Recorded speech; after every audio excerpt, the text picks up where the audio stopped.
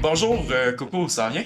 Oui, bonjour, allô. Oui, je suis content de te voir aujourd'hui. Moi aussi, vraiment. Merci de m'avoir invité. Oui, tu seras pas trop déçu, je pense. Excellent. Ok. Coucou, mon nom c'est Audrey Girard, je suis directrice générale au Collège MREX, votre référence en formation en investissement immobilier. Nous sommes très fiers de sponsoriser les entrevues atypiques de Mathieu Caron, qui a toujours des super de belles questions croustillantes. Aujourd'hui, on a la chance d'écouter l'entrevue qu'il a fait avec Coco Béliveau, qu'on a la chance de découvrir dans Big Brother. Soyez l'écoute. Non, ok, non. Mais ton show, c'est bien, est-ce que tu peux le résumer un peu, ton show? Là, mon spectacle qui s'appelle Cocologie, le spectacle que je suis en rodage présentement, ça parle de neurodivergence, ça parle d'estime de soi, ça parle d'être différent, ça parle de comment moi je perçois le monde ou comment je me débrouille dans le monde. Je parle d'identité de genre. J'aborde des sujets comme vastes, là. Tu sais, ça va quand même, ça tisse large, mais tout quand même sous l'angle de ma perception du monde. C'est un modèle d'inspiration, Coco. C'est trop fin, Mathieu. Ouais. Trop fin. Ben, je commence avec les questions, c'est bon? Avant de commencer, je voudrais savoir, tu sais, je vais pas vraiment me casser trop la tête aujourd'hui, fait que pour ça, je sais pas très bon avec les pronoms, fait que les enjeux de diversité de genre, mais pourrais-tu me guider durant l'entrevue si Oui, ben, mieux elle ou elle, ça va? j'utilise les deux, dans le fond. Elle, ça me va vraiment. J'ai pas de préférence présentement. On dirait que pour moi, je pense que j'aimais j'aime le titre parce que pour moi, c'est quand même large, l'identité de genre. Je veux pas m'embarquer dans la définition pour moi. Mais je pense que je suis comme arrivée à une place où je suis comme moi, je suis qui, puis les gens ils peuvent dire ce qu'ils veulent, puis ça me va. J'adore ce que t'as dit. Trop bien. Yes. J'étais comme. Je vais me faire un coup de poing. Non, c'est pas ça.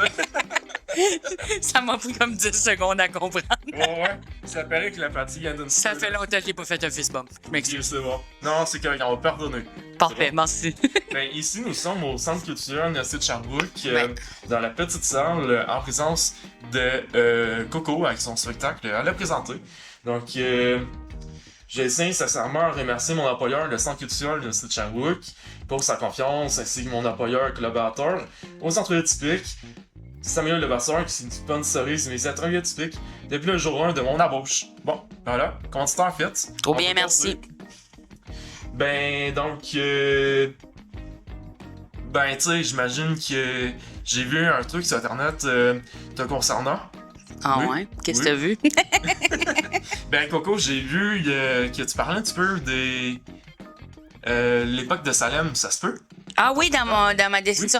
Ben, je l'aborde pas parce qu'au début, quand j'avais écrit ma définition, j'avais pas encore terminé le spectacle. Puis j'abordais beaucoup la différence ou, tu sais, comment parfois je me sens comme, tu sais, je sais pas si t'as déjà fait te poser la question. Tu sais, il y a des gens qui trouvent qu'ils sont pas nés à la bonne époque, puis tout ça. Effectivement.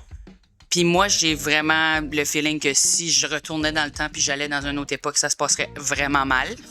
Fait que c'est plus que je m'identifie beaucoup avec ce que ces femmes-là vivent parce qu'ils sont vraiment, tu sais, séparés de la société. Ils sont un peu pointés pour leurs différences, ils ont l'air bizarres. Puis je pense que si j'avais voyagé à l'époque des sorcières de Salem, probablement que j'aurais été brûlée au boucher. Fait que c'était un peu de là que je partais quand j'ai commencé à écrire le spectacle. Mais en fait, je risque de changer la définition, je pense. Même si je trouve que ça touche encore la veine de ce que je veux dire. Je sais pas si je parle précisément de magie, tu sais. Fait qu'on dirait que j'étais plus sûre de ma définition. La magie d'être différent. Mais c'est ça, comme il y a quelque chose là, je trouve que ça exprime bien l'idée. Mais c'est ça, c'est pas un spectacle sur la sorcellerie. Puis là, je veux pas que les gens ils pensent oh, on va aller là, puis on va nous pas lancer des sorts ou je sais pas trop. Ok. Ben, j'ai un test complètement tordu aujourd'hui. Complètement tordu? Moi, tordu, un test. Un test complètement Ouais, un tordu. test. Tu sais que dans le temps, ben, on attachait les femmes, on les jetait à l'eau, Ouais, puis on décidait que si elles coulaient, elles étaient innocentes. oui. Puis là, Ouais. ben, trop tard, sont mortes. Fait que. Ouais, mais c'est ça. Mais au moins, elles sont mortes innocentes. Ouais, dans les deux cas, ils étaient morts. C'est ça, c'est perdant-perdant. Ouais, perdant. On ne jette plus les gens à l'eau, mais tu sais, les femmes à l'eau. On les teste encore avec les jugements, Oui. les commentaires, les standards de beauté, de genre. C'est ça, exactement. Mais tu vois, c'est pour ça que je trouvais que j'étais plus sûre si je changeais la définition ou pas, parce que Je trouve que ça fit encore parce que c'est vrai qu'il y a comme... j'avais été voir un... C'est une des affaires qui m'avait inspiré dans l'écriture de mon spectacle. J'étais allée au musée, puis il y avait une exposition à Pointe-à-Calière sur les sorcières. Puis là, c'était les sorcières à travers de l'époque. Puis là, t'arrives à la fin, puis c'est dans l'art moderne, qu'est-ce que les sorcières représentent. Comme par exemple, les sorcières d'aujourd'hui, c'est plus comme, tu sais, parce qu'il y a encore du monde, mettons, tu vas sur TikTok, tu vas voir des sorcières. Mais ils vont plus être dans le pouvoir féminin, puis c'est plus comme c'est devenu genre une chose positive, puis de manifester des choses, puis d'être intéressé à sa spiritualité, ou souvent ils aiment beaucoup la lune ou des affaires comme ça. Mais je trouvais qu'il y avait comme... C'est vrai qu'on est arrivé à une place où c'est devenu plus une force, puis comme ils ont pris quelque chose de négatif, mais ils ont rendu ça cool, puis fort, puis une bonne affaire, puis évidemment, les gens sont plus ostracisés pour ça, mais je veux dire, c'est sûr que... Est-ce que t'aimes les lunes? J'adore la lune. Ouais. Attends, t'es-tu plus nocturne ou de jour? Je suis quand même nocturne un peu, mais dans le sens où ce que j'aime, c'est qu'on dirait que toute la journée, t'es stimulé, puis t'as plein d'affaires à faire. Puis là, j'aime la petite période où j'arrive à la maison le soir après un spectacle. Fait que, mettons, il est 10-11 heures. Puis là, j'ai comme un genre de jusqu'à minuit ou même 1 heure, ça m'arrive de veiller.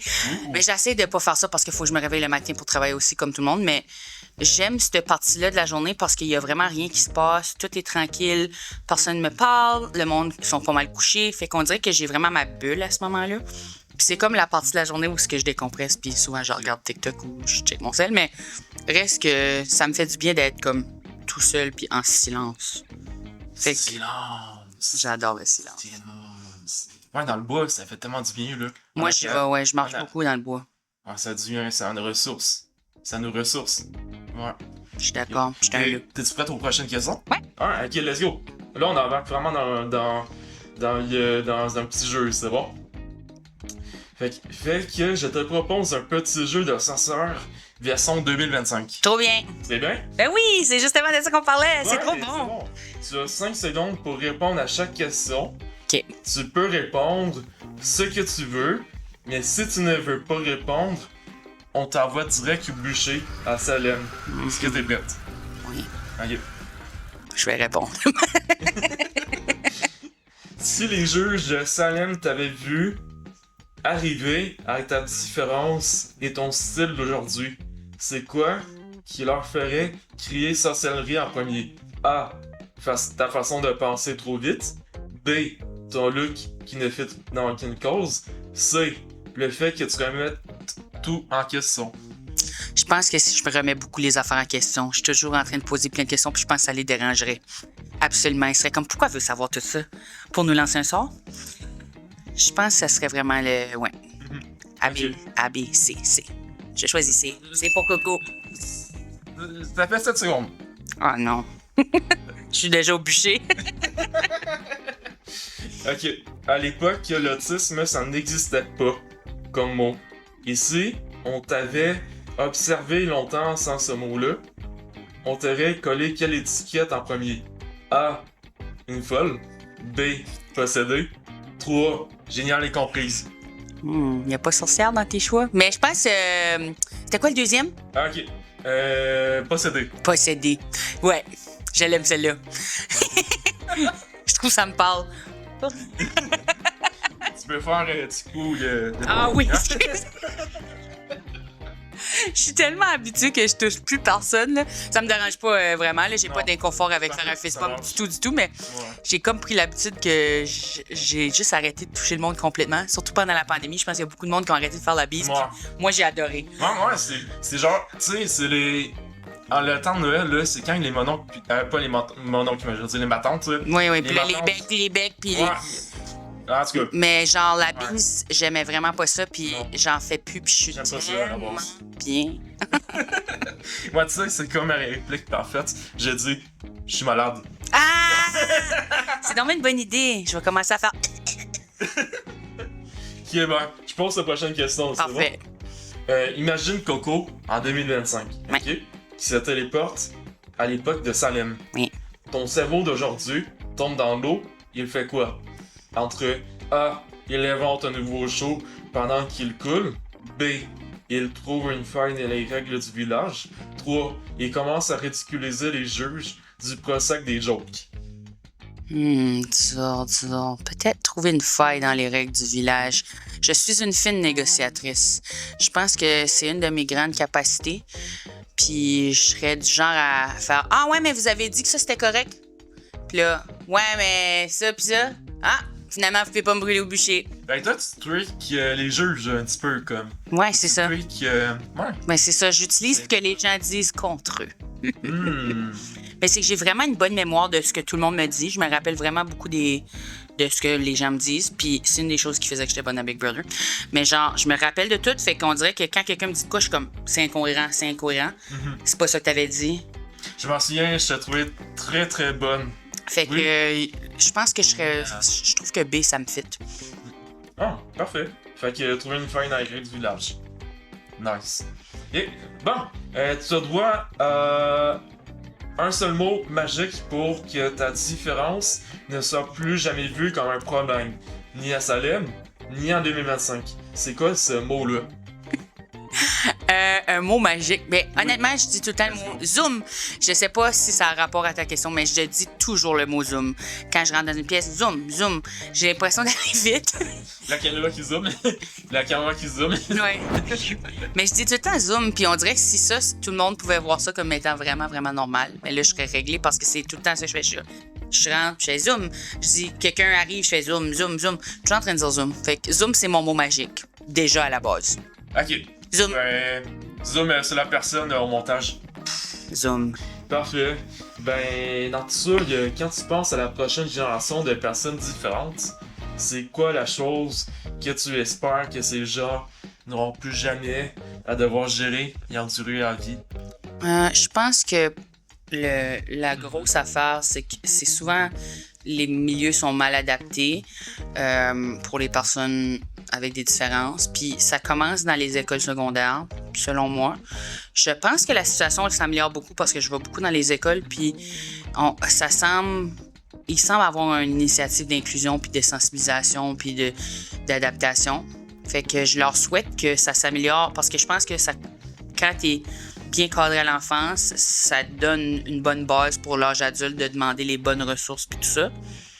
Fait que c'est ça que j'espère qu'ils partent sur un bon pied parce que il y a tellement de risques de vivre des traumatismes et des affaires qui vont faire que plus tard tu vas être freiné dans ton fonctionnement. Fait que je leur souhaite le progrès là-dedans, c'est sûr. Je pense que ça avance, ça peut toujours avancer plus. C'est sûr qu'il y a toujours des personnes qui sont en train d'essayer de faire avancer ça, puis ça c'est super bien, puis j'admire beaucoup ces gens-là. Fait que, ouais. Si tu mourrais demain, quelle image aimerais-tu laisser de toi à la postérité? Genre une photo.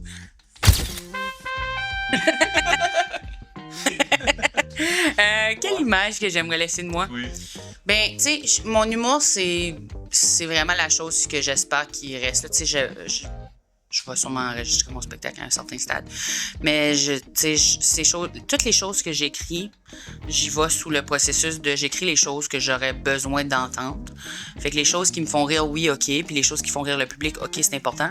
Mais vraiment, quand j'ai des messages à passer à travers de l'humour, c'est des choses que moi, j'aurais besoin d'entendre ou j'aurais besoin... Si j'allais voir un show, ça me ferait du bien qu'un humoriste dise ça. Fait que moi, je me responsabilise puis je l'ai dit.